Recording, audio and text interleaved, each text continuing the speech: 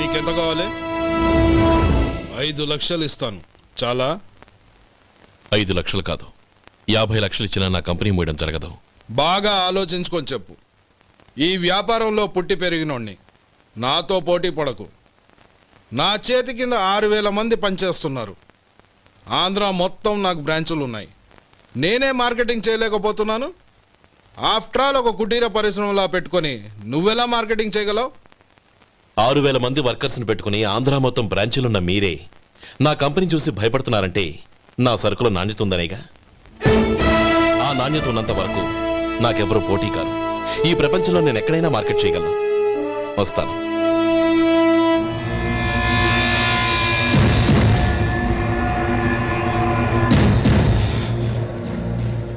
ఇక్కడ ఏం లేదండి. ఇక్కడ ఏం లేదండి.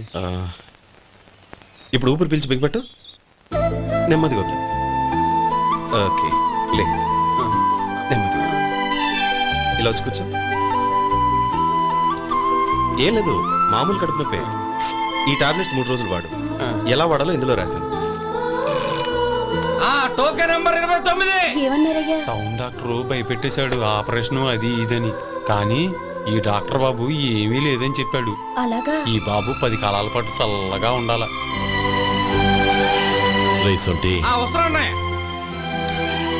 రే, భగవంతుడి దయ వల్ల తమ్ముడు హస్తవాసి మంచిదని అప్పుడే పేరొచ్చిందిరా. తమ్ముడిని దగ్గరుండి జాగ్రత్తగా చూసుకో. పని హడావుల్లో పడి వేళకు భోంచేయడము. అబ్బే అదే లేదన్నయ్య. 1 గంట గల పేషెంట్ కట్టు, భోజనం పెట్టు. అది అలా జాగ్రత్తగా చూసుకో. నేను చూసుకుంటాను కదన్నయ్య, నువ్వు వెళ్ళు.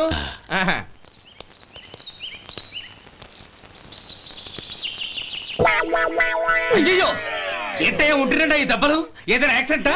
అదేం కాదండి. మరి గోరు కొరికినందుకు ఎలక్ట్రిక్ స్తంభానికి కట్టేసి ఇలా రక్తం వచ్చేలా కొట్టారండి. ఊరు కొరికినందుకు ఎలక్ట్రిక్ స్తంభానికి కట్టేసి ఇంతలా కొడతారా? వాళ్ళు అసలు మనుషులా, రాక్షసులా? చాలా థ్యాంక్స్ అండి. కనీసం మీరైనా అర్థం చేసుకున్నారు. వాళ్ళు అర్థం చేసుకోలేదండి.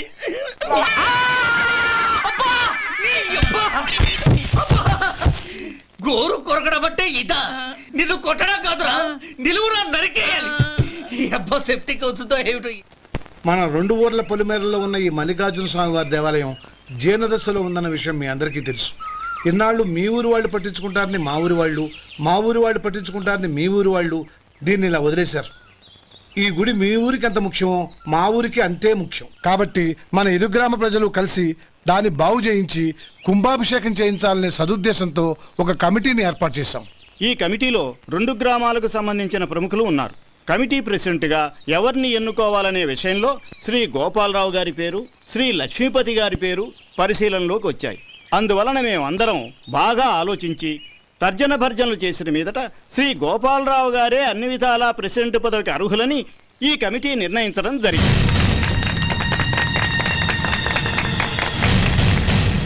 అంచేత ఈ ఉభయ గ్రామ ప్రజలు శ్రీ గోపాలరావు గారికి ఉదారంగా విరాళాలు అందజేసి ఈ శుభకార్యాన్ని జయప్రదం చేయవలసిందిగా కోరుతున్నాం. ఏంటి ఇంకా రాలేదా? ఏంటయ్యా టైం 10 అవుతోంది. బోర్డు మీద 10 గంటలను రాసింది. మీ డాక్టర్ ఇంకా రాలేదు. అసలు మీ డాక్టర్ కి టైం సెన్స్, పంక్చువాలిటీ ఏమైనా ఉన్నాయా? ఇంతకీ మీరెవరండి? నేను డాక్టర్ అమ్మని. ఓహో, మీరు డాక్టరేనా? డాక్టర్ అంటే డాక్టర్ని కాదయ్యా, డాక్టర్ని చేసుకోబోయేదానని అర్థం. అవును, నువ్వెవరు? నేను ఇక్కడ టోకన్ ఇస్తూ ఉంటానులేండి. తప్పుకో. తప్పుకోవయ్యా. అవును, మీ డాక్టర్ కి ఎవరో అన్నయ్య ఉన్నాడంట కదా, ఎలాంటోడు? ఎలాంటోడంటే అదేనయ్యా, చాలా కోపిస్తని విన్నాను. ఎందుకని అడుగుతున్నారు? ఎందుకంటావేంటయ్యా? ఆ అన్నయ్య మాట వినగానే మీ డాక్టర్ గడగడా ఉణికిపోతాడు. అసలు డాక్టర్ చదివే తమ్ముణ్ణి అలా భయపెట్టచ్చా? తప్పు కదా? తప్పేనండి. కాని కాని నాకు మీ డాక్టర్కి పెళ్ళవని ఆ అన్నయ్య సంగతి అప్పుడు చెప్తాను. ఏం చేస్తారండి? ఏం చేస్తానా, సంవత్సరం తిరగకుండానే కవల పిల్లల్ని కని వాళ్ళ అన్నయ్య చేతిలో పెడతాను. వాళ్ళకి 5 సంవత్సరాలు వచ్చేసరికి ఆయన్ని బాగా మొట్టికెళ్ళేస్తారు. అలా నా కసి తీర్చుకుంటాను. ఈ డాక్టర్ ఎప్పుడు వస్తాడో ఏంటో. అది సర్లే కానీ నువ్వు పని చేయి. మీ డాక్టర్ రాగానే నేను వచ్చి వెళ్ళానని చెప్పు. నేను అంటే ఓ, నా పేరు చెప్పలేదు కదా, నందిని. ఏం చెప్తావు? అదేనండి, నందిని గారు వచ్చి వెళ్ళారు అని చెప్తాను. గుడ్, పైకొస్తావు.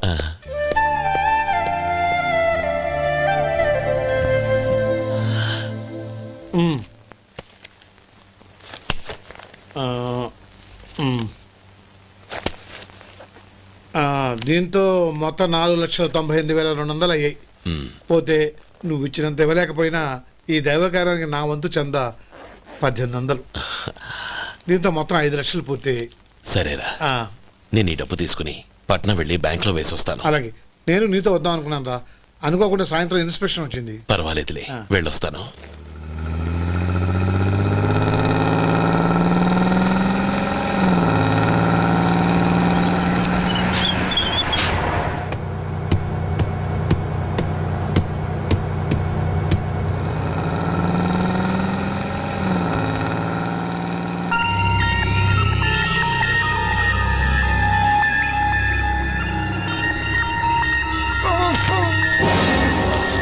అయ్యో మూర్ఛ మూర్ఛ, బసాపండి బసాపండి.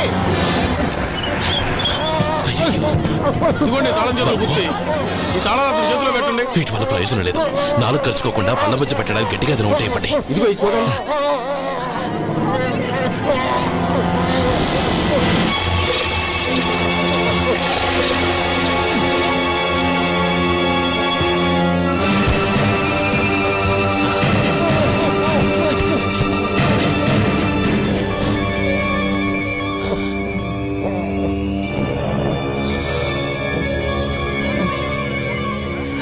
మీరు వెళ్ళి మీ సీట్లో కూర్చోండి, కొంచెం గాలాండి పట్టి.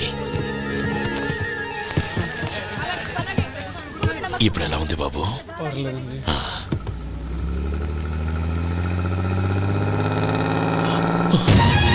నా బ్యాగ్, నా బ్యాగ్ ఎవరైనా చూసారా? అందులో 5 లక్షలు ఉన్నాయి. నా బ్యాగ్ వెంటనే బస్ ఆపండి, ఎవరిని కింద దిగవద్దు, అందరినీ చెక్ చేయండి. నా అంచనా తప్పు కాలేదు. వాడి మంచితనమే వాడిని దెబ్బకొట్టింది. మన వాళ్ళని పంపించి గుడి తాలూకు డబ్బు కొట్టేశాడని పోలీస్ కంప్లైంట్ ఇవ్వండి. ఇప్పుడు ఆ స్టేషన్లో ఎస్ఐ వాడి తమ్ముడే. వాడే వెళ్ళి వాడి అన్నయ్యని అరెస్ట్ చేసి వీధుల్లో నడిపించుకు తీసుకురావాలి. అది నేను కళ్ళారా చూడాలి, మనసారా సంతోషించాలి. అయ్యో గోపాలం గారు, గోపాలం గారు, మీరు దేవస్థానం సొమ్ము దొంగిలించారని ఎవరో పోలీస్ కంప్లైంట్ ఇచ్చారంట. మిమ్మల్ని అరెస్ట్ చేయడానికి మీ తమ్ముడు గారు వస్తున్నారు.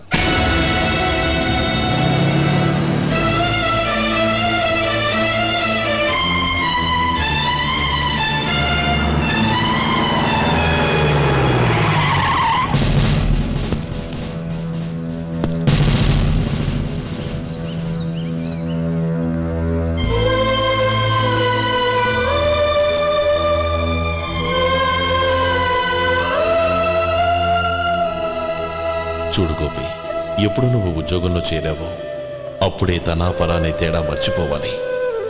నేరం చేసిన వాడు నీ తమ్ముడైనా అన్నైనా సరే శిక్షించాల్సిన బాధ్యత నీది. అదే నువ్వు నీ ఉద్యోగానికి ఇచ్చే గౌరవం.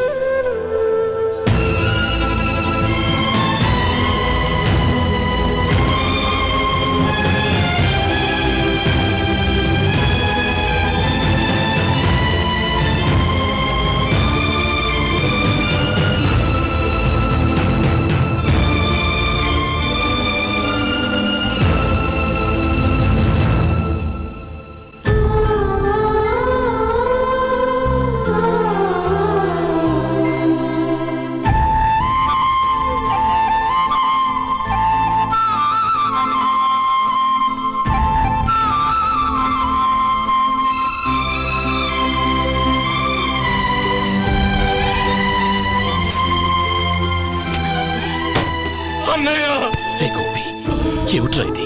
నన్ను క్షమించు అన్నయ్య. నేను కోరి ఉద్యోగుల చేరిన మాట నిజమే, కానీ ఇలాంటి పరిస్థితి ఎదురవుతుంది అనుకోలేదు. నా ఒంట్లో ప్రతి రక్త పట్టు నీ భిక్షానన్నయ్య. నిన్ను అవమానపరిచి ఉద్యోగం నిలబెట్టుకునే బదులు నా ప్రాణాలను వదులుకుంటారు, కానీ ఈ పని మాత్రం నేను చేయలేనన్నయ్య.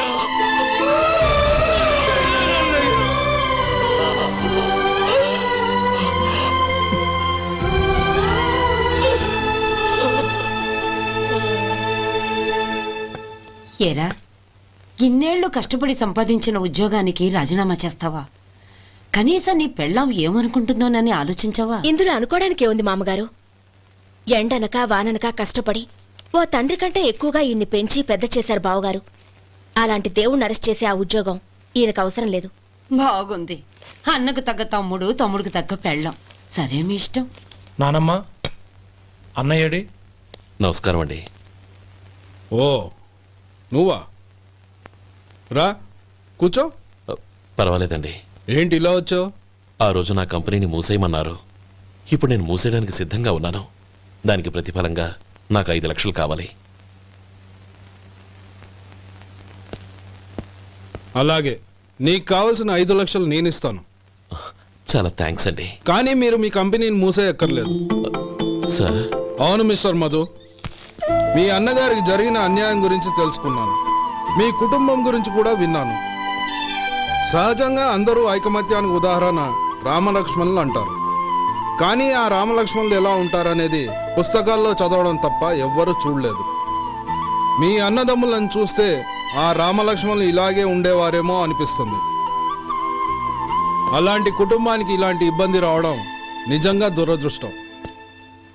రామునికి హనుమంతుల్లా కాకపోయినా ఏదో ఉడతాభక్తిగా నా వల్ల వీలైన సహాయం ఈ 5 లక్షలు తీసుకో. మీ కంపెనీ పేరు మీదే అన్ని సరుకులు తయారు చేయండి. నేను వాటిని ప్రపంచమంతా మార్కెటింగ్ చేస్తాను. సార్, మీ రుణం ఉంచుకోను, తొందరలోనే తీర్చేస్తాను. స్నేహితుల మధ్య రుణాలేంటి మధు? We are friends.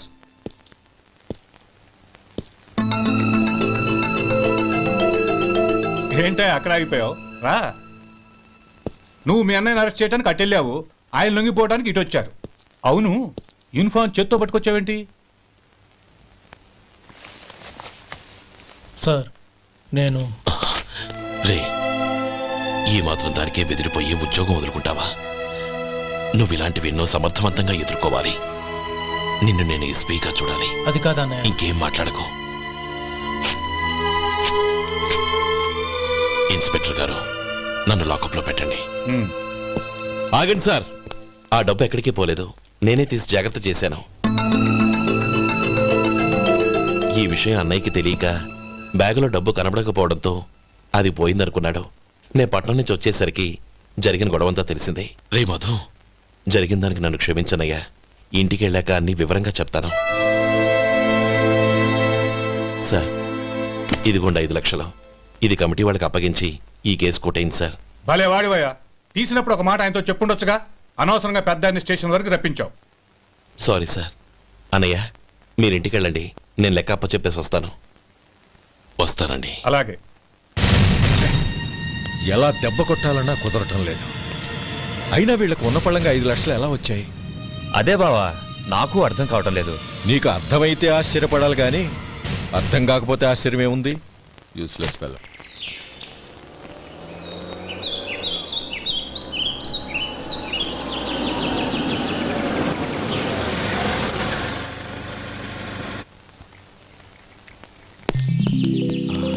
నువ్వు ఇక్కడే ఉండు. అన్నయ్య మూడు ఎలా ఉందో చూసి నేను లోపలికి తీసుకెళ్తాను. ఓకే? అలాగే.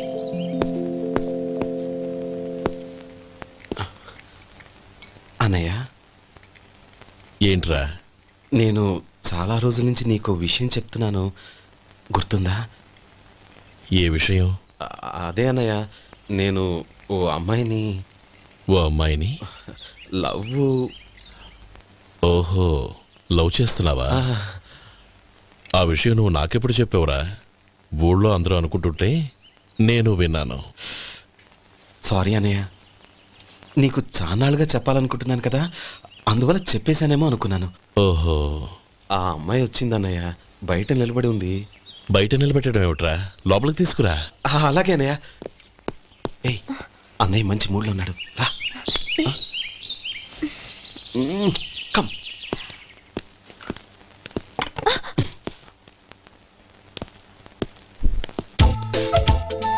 ఎందుకంటావేంటయ్యా? ఆ అన్నయ్య మాట వినగానే మీ డాక్టర్ గడగడ వణికిపోతాడు. అసలు డాక్టర్ చదివే తమ్ముడిని అలా భయపెట్టచ్చా? తప్పు కదా? తప్పేనండి. నమస్కారం. అదేంట్రా, మనిషో పక్కనుంటే నమస్కారం ఇంకో పక్కన ఉంది? అది మర్యాద అన్నయ్య, మర్యాద. ఆహా, అవును, నీ పేరేంటమ్మా? నందిని. ఆ నందిని. నందిని అన్నయ్య. ఏ ఆ ముక్క తను చెప్పలేదా? పెద్దలంటే మహాగౌరవం అన్నయ్య. మేమిద్దరం ఇంత క్లోజ్ ఫ్రెండ్స్ కదా, ఆయన నాతో కూడా ఎక్కువ మాట్లాడదు. ఓహో కదా. నాకు మీ డాక్టర్కి పెళ్ళవని, అప్పుడు అన్నయ్య సంగతి చెప్తాను. ఏం చేస్తారండి? ఏం చేస్తానా, సంవత్సరం తిరగకుండానే కవల పిల్లల్ని కని వాళ్ళ అన్నయ్య చేతిలో పెడతాను. వాళ్ళకి 5 సంవత్సరాలు వచ్చేసరికి ఆయన్ని బాగా ముట్టిగలేస్తారు.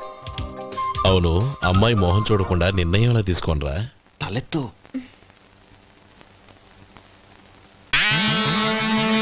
ఏం చెప్తా? అదేనండి, నందిని గారు వచ్చి వెళ్ళారని చెప్తాను. గుడ్, పైకి వస్తావు. ఈయన మీ అన్నయ్య? అవును. నందిని, ఏమైంది? ఎందుకు ఏడుస్తున్నావు? ఈయన మీ అన్నయ్యని తెలియక తెలియక హాస్పిటల్ దగ్గర మర్యాద లేకుండా దురుసుగా మాట్లాడాను. ఆయన పెళ్లి ఒప్పుకోరు. ఊరుకో, అలాంటి చిన్న చిన్న విషయాల్ని మా అన్నయ్య పట్టించుకోడు. అయినా నేను కన్విన్స్ చేస్తాను కదా. ఆయనకంత అవమానం జరిగాక ఎందుకు కన్విన్స్ అవుతారు? చూడు, నువ్వు వేరే పెళ్లి చేసుకొని నీకు పుట్టబోయే బిడ్డకు నా పేరు పెట్టుకో. ఏంటో మాట్లాడు. నేనే నుయ్యగుయ్య చూసుకుంటాను. అదిగో ఆ చూపు చూడు, ఆయన చూపు ఒకలా ఉంది. నందిని, నా మాట విను ప్లీజ్. నందిని, శేఖర్, ఆ అమ్మాయి చెప్పింది నిజమే. తనని ఎప్పుడైతే హాస్పిటల్ దగ్గర చూశానో అప్పుడే నేను నిర్ణయానికి వచ్చేసాను. విన్నావా? నేను చెప్పానుగా, ఆయన ఆల్రెడీ ఓ నిర్ణయానికి వచ్చేసారట. ఇక నేను వెళ్తాను. అలాగే వెళ్ళు. వెళ్ళి ఈసారి వచ్చేటప్పుడు మీ అమ్మా నాన్నల్ని తీసుకురా. ముహూర్తాలు ఎప్పుడు పెట్టుకోవాలో నిర్ణయించుకుంటాం. అర్థం కాలేదా? నువ్వే మా వాడికి సరైన జోడి. అదే నేను తీసుకున్న నిర్ణయం. థ్యాంక్ యూ బావగారు, నన్ను ఆశీర్వదించండి. లేమా, శీఘ్రమేవ కళ్యాణ ప్రాప్తిరస్తు.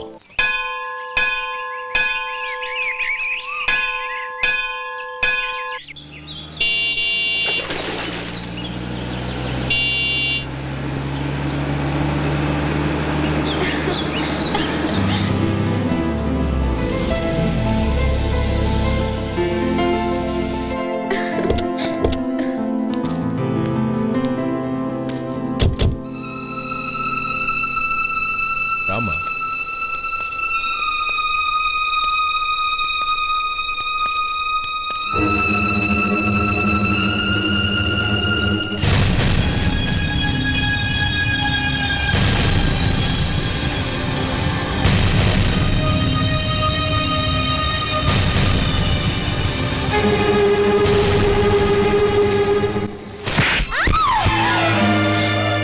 నా పరువు తీసావు కదే.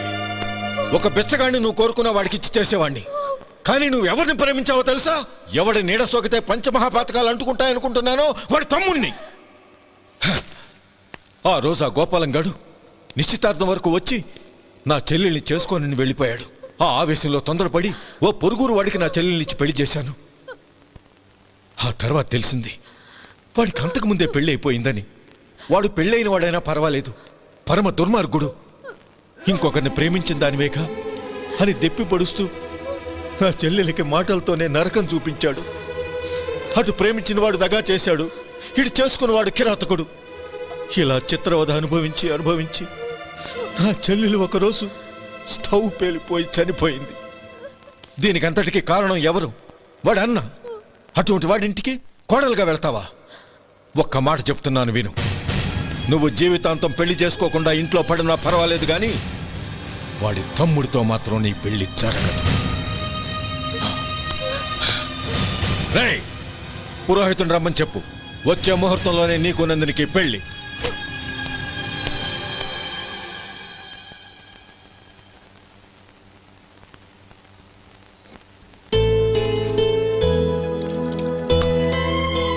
ఒరే, అదేంట్రా ఒక ముద్దైనా తినకుండా చేయగడిగేశావు?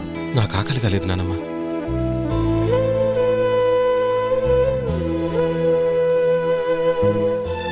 ఆ అమ్మాయి చాలా మంచిది, చదువుకున్న పిల్ల, మనందరికీ బాగా నచ్చింది. కానీ ఆ లక్ష్మీపతి గారి గురించి ఆలోచిస్తేనే నాకు భయం వేస్తోంది.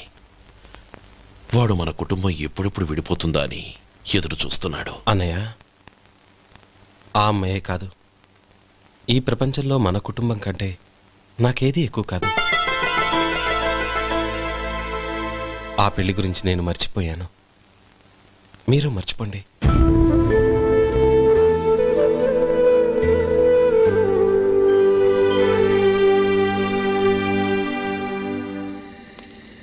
శేఖర్, నువ్వా? ఏంటి ఈ టైంలో వచ్చావు? నీతో ఓ విషయం మాట్లాడాలి. ఒకసారి బయటకు వస్తావా?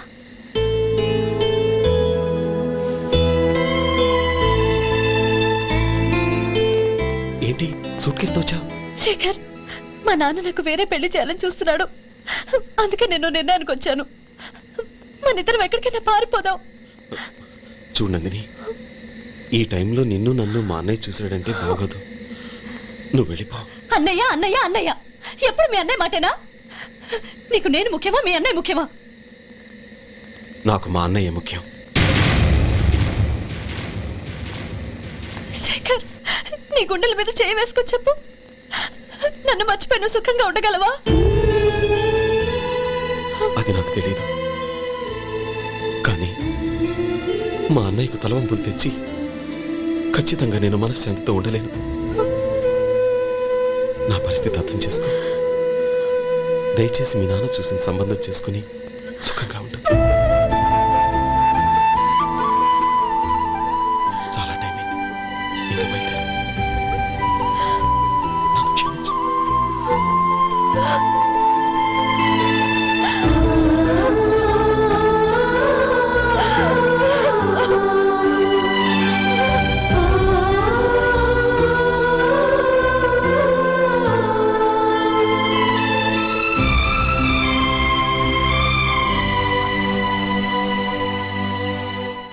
ఏంట్రా అలా మౌనంగా కూర్చున్నావు? ఏం లేదురా, కోరుకున్న అమ్మాయి రా పారిపోదామని వస్తే మా అన్నయ్య బాధపడే పనేది నేను చెయ్యలేను, నన్ను క్షమించని ఆ అమ్మాయిని పంపించేసాడ్రా నా తమ్ముడు. అదిరా వాడికి నా మీద ఉన్న అభిమానం. ఇంతవరకు వాడు అడిగింది ఏదీ నేను లేదని లేదు. ఒక అన్నగా వాడి పట్ల నా బాధ్యతలన్నీ నెరవేర్చాను. అలాంటిది ఈరోజు వాడు మనసారా కోరుకున్న అమ్మాయిని వద్దని నేను ఎలా చెప్పగలనురా? వాడి సంతోషం కంటే నాకు కావాల్సిందే ఉంది. అందుకే నేను ఒక నిర్ణయానికి వచ్చాను. ఓపెనింగ్ స్టాకు 31,700 అండి. ఈ రోజు 200 లారీల్లో 21,500 ప్యాడీ వచ్చిందండి. అవి ఈ పక్కన సర్దించానండి. తర్వాత ఇవి నిన్నొచ్చిన ధాన్యం బస్తాలండి. 50 లారీల్లో 5,000 బస్తాల బియ్యం బయటకు పంపించామండి. సాయంత్రానికి మన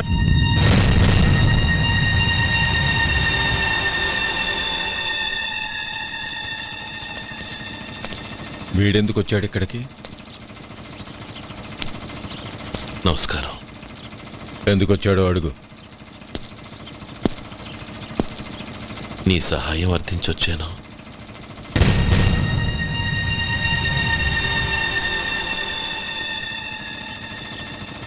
మీరు వెళ్ళండి. ఆ రోజు నీ చెల్లెల్ని నేను చేసుకోనన్నాను. ఏ పరిస్థితిలో అలా అన్నానో నీకు తెలుసు.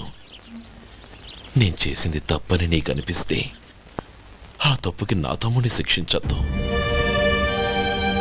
మన మధ్య ఉన్న విరోధం తెలియక వాళ్ళు ప్రేమించుకున్నారు. నేను నా తమ్ముడికి నీ కూతుర్ని మని అడగడానికి వచ్చాను. దయచేసి వాళ్ళ పెళ్లికి అంగీకరించు. నీ మొహం చూస్తేనే పాపమని సొంత ఊరినే వదిలేసి వచ్చిన వాణ్ణి. అలాంటి నేను నీ ఇంటికి నా బిడ్డనివ్వాలా? ఇన్నేళ్లుగా నీ నీడ కూడా నా మీద పడకూడదని పట్టుదలగా ఉన్న నేను దాన్ని వదులుకొని నీతో సంబంధం కలుపుకోవాలా? సరే, నేను నా పట్టుదలని ఆత్మాభిమానాన్ని అన్నిటినీ వదులుకొని నా కూతుర్ని తమ్ముడికిచ్చి చేశానే అనుకో. దానికి బదులుగా నువ్వేం వదులుకుంటావు? ఏం వదులుకుంటావో చెప్పు.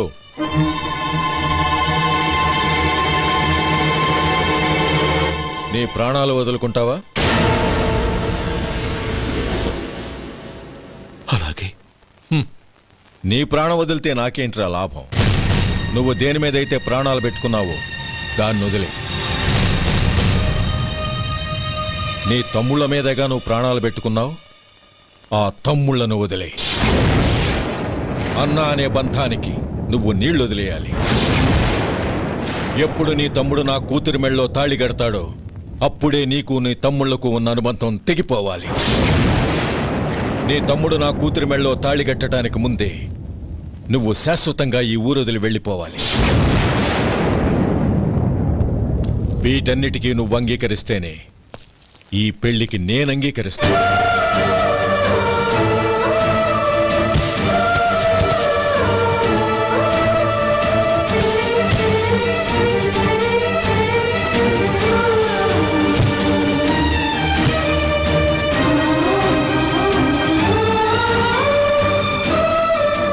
ఏమంటావు?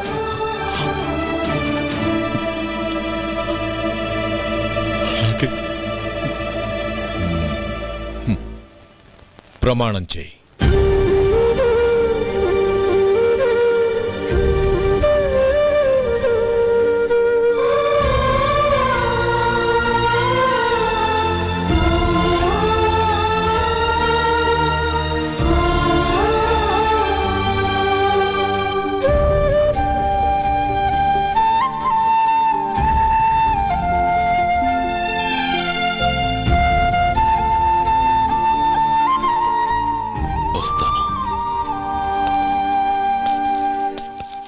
అంకుల్, నందిని నాకిచ్చి పెళ్లి చేస్తానని చెప్పి ఇప్పుడు వాడి తమ్ముడికిచ్చి చేస్తానని మాటిచ్చారేంటి? రే, నువ్వు నోరు మూసుకోరా. వీడి తమ్ముళ్ళు విడిపోవాలని ఇన్నేళ్లుగా ఎదురు చూశాను. ఇప్పుడు నా కల నిజం అవబోతోంది. నువ్వేం దిగులు పడకు. నీకు వేరే మంచి పిల్లని చూసి ఘనంగా పెళ్లి జరిపిస్తాను.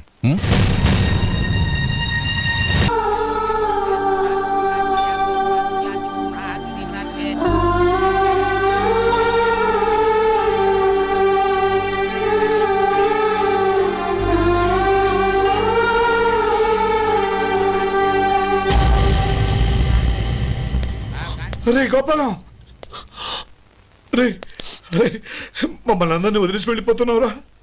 చంద్రం, నా తమ్ముళ్ళని ఎలా పెంచాలనుకున్నానో అలాగే పెంచాను, పెద్ద చేశాను. వాళ్ళందరూ సుఖంగా ఉన్నారు. అంతకంటే నాకు కావాల్సిందే వద్దురా. అయినా నేనెక్కడికి వెళ్తానురా? వాళ్ళ ఆనందంలో ఐకమత్యంలో నేను ఎప్పుడు ఉంటాను. ఎడకు, ఎవరైనా చూస్తే బాగోదు.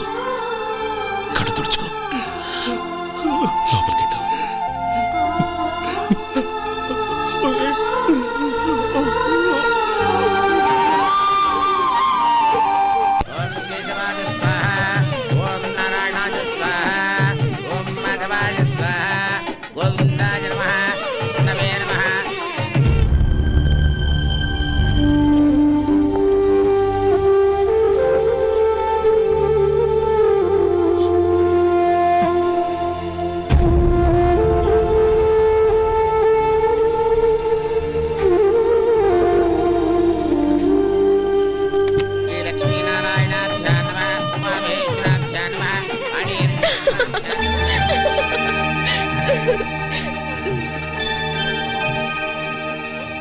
మావయ్య, అన్నయ్య ఎక్కడ?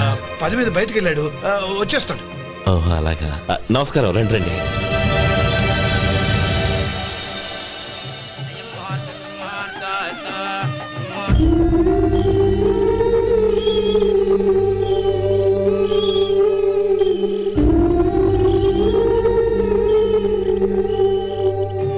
చంద్రం, గోపాలం ఏడ్రా? ఎక్కడా కనపడడం లేదు. ఇందాక నీతో మాట్లాడుతుండగా చూశాను. అది ఎవరినో పిలవడం మర్చిపోయాడంట, అక్కడికి వెళ్ళాడు. ఈ పాటికి వచ్చేస్తుంటాడు. అలాగే.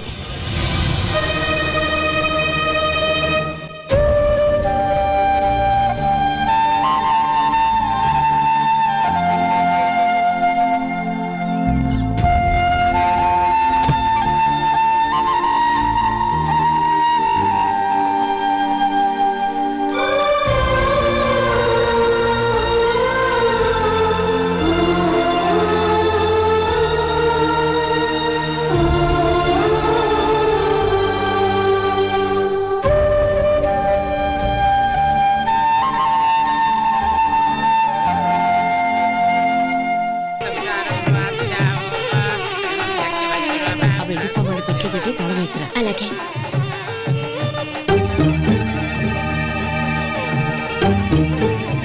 అన్నయ్య పెద్దనే ఏడి? చిన్న పని మీద బయటికి వెళ్ళాడంట, ఇప్పుడు వచ్చేస్తాడు.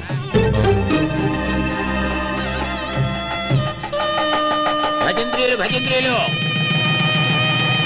బాబు తాడిబుట్టు అందుకోండి. ఆపండి.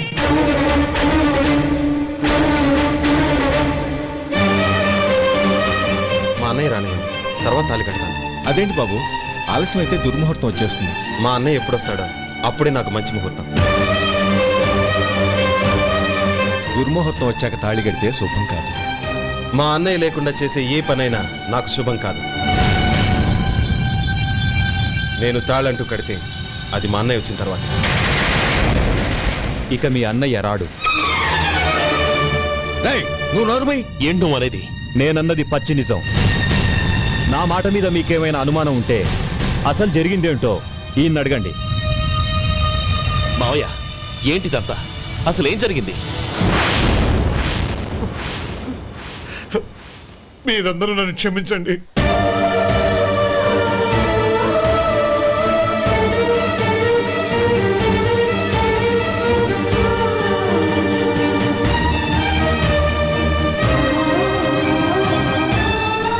ఇది బాబు జరిగింది.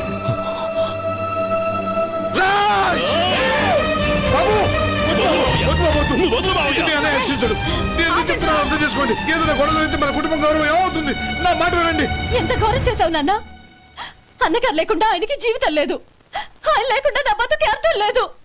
మా పెళ్లి పేరుతో ఆ దేవుణ్ణి అలా శిక్షించడానికి అసలు నీకు మనసు ఎలా వచ్చింది? అది కాదమ్మా. అంతకంటే నాకు ఇంత విషయం ఇచ్చి చంపుండొచ్చుగా.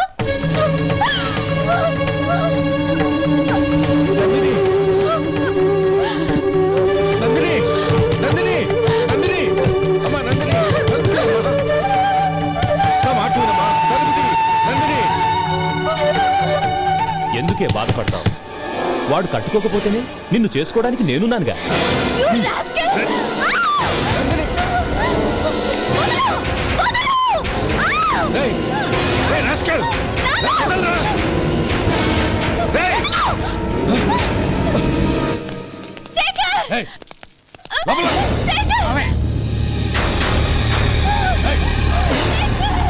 బాబు, బాబు, నా మేనల్ని నా బిడ్డను ఎత్తుకుపోతున్నాడు.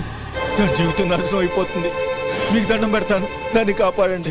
నీలాంటి వాడికి పుట్టిన దాంతో మాకేమిటి సంబంధం? ఎవరిని కాపాడాల్సిన అవసరం మాకు లేదు. ఒరేయ్ శేఖర్, తప్పురా. ఎప్పుడైతే అమ్మాయి నీతో పెళ్లి పీట్ల మీద కూర్చుందో అప్పుడే మన ఇంటికి గొడవలేనట్టు లెక్క. అవునండి, ఒక ఆడపిల్లని కాపాడలేకపోయామని బావగారికి తెలిస్తే మనల్ని క్షమించరు. నానమ్మ వీళ్ళని తీసుకుని ఇంటికి వెళ్ళాం. శేఖర్, గోపి మీరెళ్ళి అన్నయ్య వెతకండి. నందిని విషయం నేను చూసుకుంటాను. వాడు ఎక్కడికి తీసుకెళ్ళి ఉంటాడు?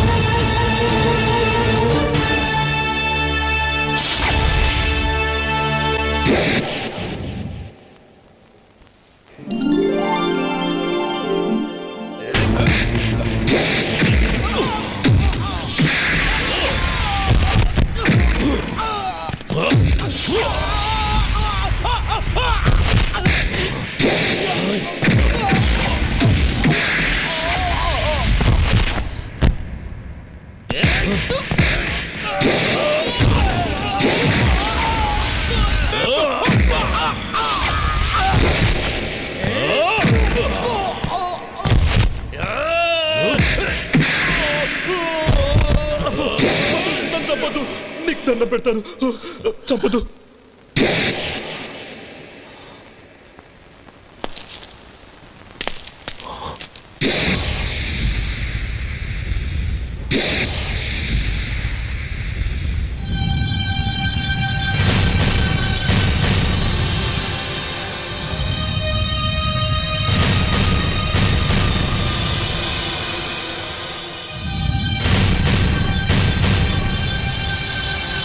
నన్ను క్షమించు లక్ష్మీపతి. ఈ పెళ్లి జరగాలని నేను ఊరు వదిలి వెళ్ళిపోతాం అనుకున్నాను. ఆ పెళ్లి ఆగిపోతుందని తెలిసి ఆగలేక వచ్చాను. నేను వెళ్ళిపోతాను. అయ్యా, ఏమిటిది? లే. నన్ను క్షమించు గోపాలం. ఆ శ్రీరామచంద్రుడు తండ్రి కోరిక మీద అడవులకు వెళ్ళాడు. కానీ తమ్ముళ్ళ క్షేమం కోసం ఊరొదిలి వెళ్తానన్న నువ్వు ఆ రామచంద్రుడి కంటే గొప్పవాడివి. ఏమిట్రా ఇది? గతంలో జరిగిన దాన్ని మనసులో పెట్టుకుని మూర్ఖంగా ప్రవర్తించాను. నా తప్పును క్షమించి నా కూతుర్ని నీ ఇంటి కోడలిగా చేసుకుంటావు కదూ?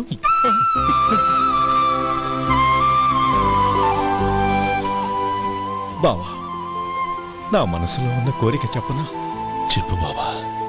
నాకింకో జన్మంటూ ఉంటే నీ తమ్ముడిగా పుట్టాలనుందిరా.